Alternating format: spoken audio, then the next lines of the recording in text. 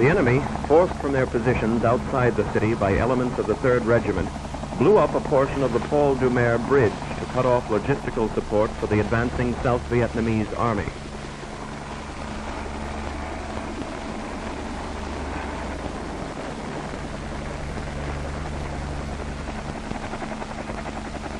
Frightened refugees ran down Trong Dao Street, carrying to safety what belongings they could.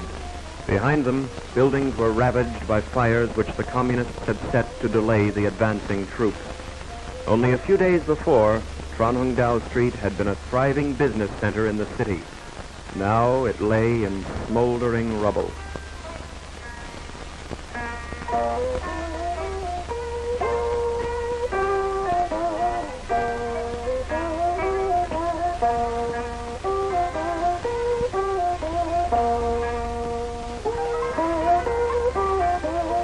Human anguish and suffering were the only gifts from the communists to the people of Hue on the day of the Tet Lunar New Year.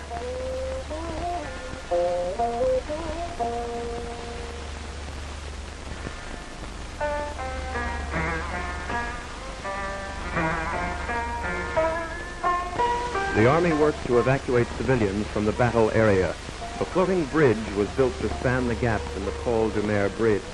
This enabled the refugees to reach temporary resettlement centers on the south bank of the Perfume River.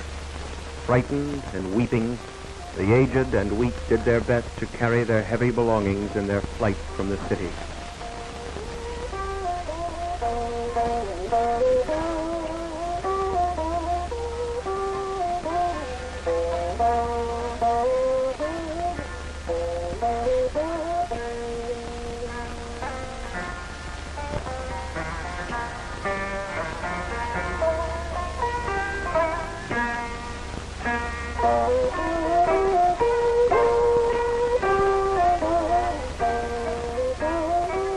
Hundreds of innocent victims of the communist attack had to be buried in hurriedly dug graves near the main emergency refugee center.